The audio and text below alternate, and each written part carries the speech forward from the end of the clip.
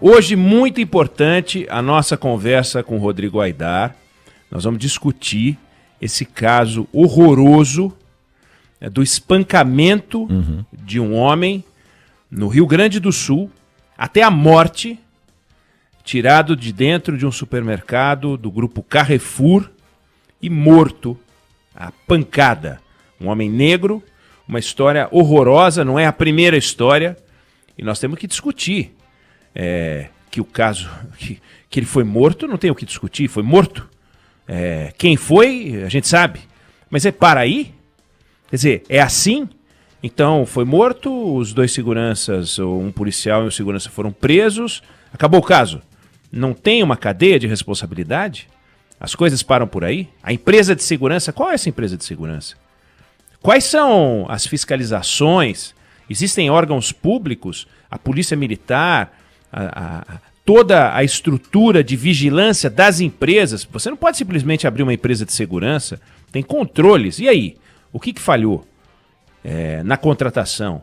Está tudo certinho? Foi um incidente? É um incidente? E o Carrefour? Primeiro que não é a primeira vez que acontece algo com o Carrefour. Lá dentro do Carrefour, quem é que contratou a empresa de segurança? Como é que é esse contrato? Qual é a responsabilidade da pessoa jurídica? Pessoa jurídica pode cometer um crime? Pode ser responsabilizado ou só as pessoas físicas?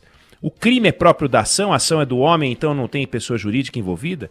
Num crime ambiental, não tem pessoa jurídica envolvida? Como é que fica num caso como esse? Rodrigo Aidar vai conversar com a gente, um caso complicado, temos que mergulhar nele, temos que acompanhar. Aqui a Band News FM vai ficar em cima, vamos investigar.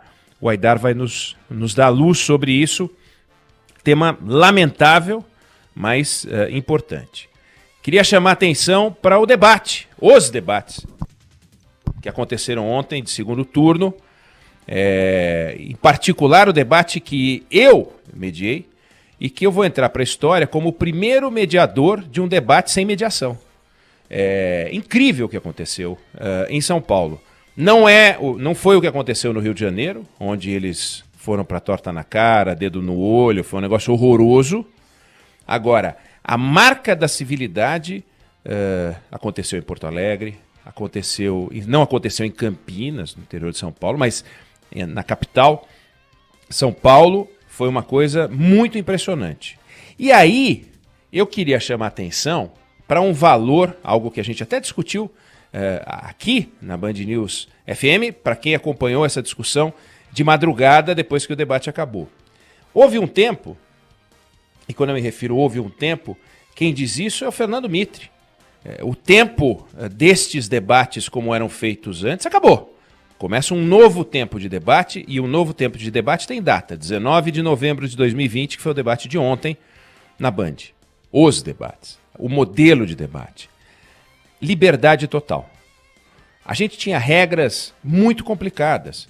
Então agora 30 segundos para a sua pergunta, 1 minuto e meio para a sua resposta, 45 segundos para a sua réplica, 30 segundos para a sua tréplica. Seu tempo acabou, vou cortar seu microfone. Regra demais, regra. E a gente com esse tanto de regra, os candidatos faziam o quê? Transgrediam as regras. E era o mediador chamando a atenção do candidato. Candidato! Resultado, aquilo que era o objetivo, que era ver um confronto de ideias, ficava debaixo de uma camada institucional de regras. Qual foi a iniciativa, qual foi a ousadia do debate deste ano, no segundo turno? E aí, palmas para o nosso Mitre. A regra é o seguinte, vocês têm 15 minutos cada um, somado um bloco de 30, vocês usam como vocês quiserem. Vocês fazem perguntas, ao final da sua resposta, aí o senhor faz uma pergunta, o outro faz uma pergunta, depois responde e tal.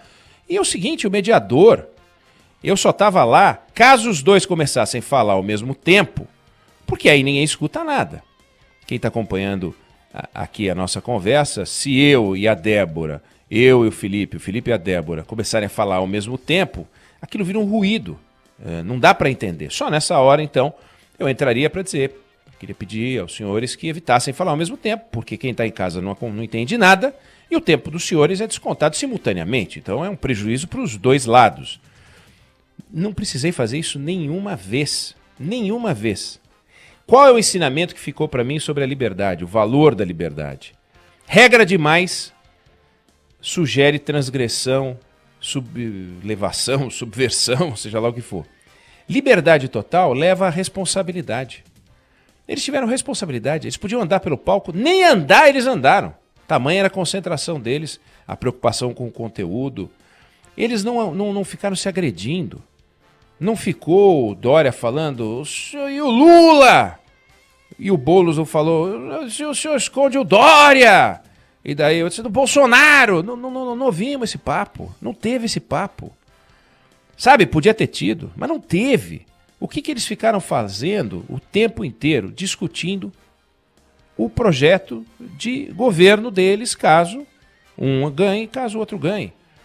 O Boulos, que é um personagem de uma história radical, adotou essa postura. O Bruno Covas, que é um camarada conhecido pelo seu equilíbrio, adotou essa postura. Claro que não é que tem uma lógica isso, né? O Bruno Covas tem 58% das intenções de voto, segundo a última rodada de pesquisas do Ibope, e o Boulos tem 42%. O que o Boulos tem que fazer? Tem que tirar 8 pontos do Bruno e levar para ele. Como é que ele faz isso? Se ele tirar 8 pontos do Bruno e forem para ele, porque dá 16 a diferença, mas no fundo é 8 para cada lado, quem são esses 8%? Se é que existem esses 8% dispostos a trocar, mas ele tem que tirar 8%. É alguém que está com o Bruno, mas que toparia em tese e com o Boulos. Então é um camarada que está à esquerda do Bruno, mas à direita do Boulos. Não pode ser um camarada mais radical, porque esse já está com o Boulos. Nem pode ser um camarada mais radical à direita, porque esse já está com o Bruno. Então os extremos estão protegidos. Já sabem com quem eles vão. A extrema-direita vai com o Bruno, a extrema-esquerda vai com o Boulos. A direita vai com o Bruno, a esquerda vai com o Boulos. Mas tem um miolo, cujo tamanho é desconhecido, e que o Boulos espera que seja de pelo menos 8%, evidente, que possa ir com ele. E ele tem que falar com esse personagem. E esse personagem é um sujeito equilibrado. É um camarada que hoje está com o Bruno, mas é equilibrado. Não pende para a esquerda, mas é um pouco à esquerda. Mas também não pende para a direita, mas é um pouco à direita. É um sujeito equilibrado. Esse cara equilibrado, ele só vai apoiar um candidato equilibrado. Tanto é que ele hoje está com o Bruno, que ele entende que é um camarada equilibrado. E para ele ir para o Boulos, tem que enxergar no Boulos um candidato equilibrado. De forma que o Boulos foi um candidato extremamente equilibrado, o Bruno foi um camarada extremamente equilibrado. Nós vimos os dois preocupados em falar em números, não falaram nenhuma proposta enlouquecida. As propostas mais ousadas de primeiro turno foram questionadas pelos jornalistas da Band. Então, Joel da Atena, Marcelo D'Angelo, Sônia Blota e a nossa Sheila Magalhães fizeram as perguntas que tinham que fazer. Não teve pergunta para simplesmente marcar presença. Em alguns debates tem umas coisas que o jornalista parece que está falando com ele próprio. Não. Foram perguntas importantes, foram só 4 perguntas, muito bem postas. E a partir daí começou uma coisa inédita na história dos debates. Nunca, em nenhum lugar, durante 30 minutos, 2 políticos ficaram administrando o seu tempo e o tempo do telespectador sem qualquer moderação. Jamais isso aconteceu.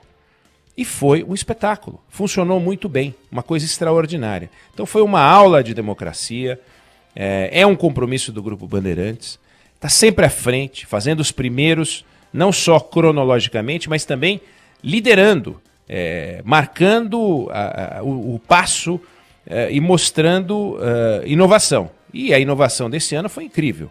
O que significa o seguinte: aguardem 2022. Aguardem 2022. Vem muita novidade por aí. E os 2 candidatos vão entrar para a história também, independente de quem vai ganhar essa eleição, como os participantes de um dos debates mais, digamos, profissionais já feitos. Eu não me refiro aí, nesse caso, à organização, mas o cuidado deles em respeitar quem está assistindo. Perceber que foi-se o tempo, que a performance era para ver quem falava mais alto, quem gritava, quem dava um jab. Acabou isso. Nós já vimos isso muito, mas acabou. Talvez tenha acabado em 2018, talvez tenha acabado até antes, mas em 2018 a gente viu isso muito. Agressões, o próprio Boulos foi personagem dessas agressões. Ele dizia, não vou chamar o Meirelles, eu vou taxar o Meirelles. É uma frase de efeito, não apareceu esse Boulos. Aquele Boulos de 18 não apareceu agora em 2020. 2020 um Boulos discutindo a cidade, e as pessoas falam, mas ele é radical. Ele é radical, olha só, quem era o radical que estava lá ontem? E o Bruno, senhor dos números, e o Boulos preocupado com os números. Foi realmente um espetáculo. Eu fui como aquele camarada que conseguiu um ingresso para um lugar bom. Eu tinha um ingresso para um lugar muito bom dentro do debate, porque eu pude assistir de perto, entre aspas, né? Porque ninguém estava perto. Um estava distante do outro mais de 6 metros. E eu estava distante dos dois mais ainda do que os 6 metros. Então, estávamos os 3 sem máscara, todas as demais pessoas no estúdio com máscara, os jornalistas falaram com máscara, todos os câmeras, equipe técnica, todo mundo de máscara, maquiagem, não tinha ninguém sem máscara, houve a preocupação em sanitizar o ambiente, todos os cuidados, todo o protocolo para que a gente pudesse oferecer o espetáculo que felizmente a gente conseguiu proporcionar. Volto a dizer, tenho orgulho de ter sido mediador do primeiro debate na televisão brasileira sem mediação. Isso vai ser incrível. Quem mediou o debate que não tinha mediador? Eu. Você falou, o que você fez? Eu não sei, falei umas coisas lá, mas depois eu fiquei quieto. Você falou boa noite, Oneg? Falei boa noite, agradeci. Mínimo, né? Agradeci, mas não precisei fazer aquele papel chato, sabe, que fica lembrando para os outros qual é a regra do debate. Quem lembrava da regra do debate eram os dois. E fizeram uma administração de tempo muito curiosa. O Boulos falou, aliás, se fosse o Boulos, não pela ideologia, mas pela posição dele, ele abriu o debate e ele fechou o debate, porque quem abria, fechava. Ele abriu e falou 1 minuto e 56. O Covas fez aquilo que na Fórmula 1 se faz, né? Siga o líder. O cara tá na frente, faz igual. Falou 1 minuto e 56 também. Aí os dois ficaram com 2:04 pro final. Eu, se fosse o Boulos, teria feito diferente. Teria falado boa noite, é um privilégio estar aqui, agradeço os votos, agradeço a audiência, que tenhamos um bom debate. 10 segundos para ficar com 3:50 pro final. Sei lá o que o Covas vai falar de mim. Mas aí talvez o Covas fizesse a mesma coisa. Mas foi muito interessante. E nos 15 minutos para cada um, que no fundo era um bloco de 30 com 15 para cada um, o Boulos falou, respondeu, perguntou, e deixou 0,4, 4 segundos. Parecia jogo de basquete. Pô, o cara deixou 4 segundos aí, rapaz. O que ele vai fazer com esse troço? Então ele foi e tal. Quando o Covas terminou o tempo dele, ele pegou esses 4 segundos e deu uma arrematadinha final. Foi muito interessante. Ou seja, foi um show. Quem assistiu, quem acompanhou, vai dizer assim, pô, mas não teve dedo no olho, né? Como teve no Rio, não teve xingamento. Mas mudasse de canal. Tem uns canais esportivos aí que tem luta, sai sangue e tal. Agora, quem estava querendo escolher o seu candidato a prefeito pode dizer aquilo que a gente sempre cobrou, que tenham equilíbrio, que tragam propostas. Foi exatamente o que aconteceu. Os dois candidatos estão de parabéns, o Grupo Bandeirantes está de parabéns, o Mitre, que já realizou todos os debates do Brasil, desde 1808 ele realiza debates, já realizou todos os tipos de debate, e dessa vez inovou com mais esse modelo de debate, que criou um problema para ele agora, né? Porque ele fez que nem a gente faz com o Steven Wessel. O Wessel todo dia sobe a régua, e a receita tem que ficar cada vez melhor. Então, Mitre, 2022, você tem um desafio, vai ter que fazer um outro ainda mais inovador. É isso aí.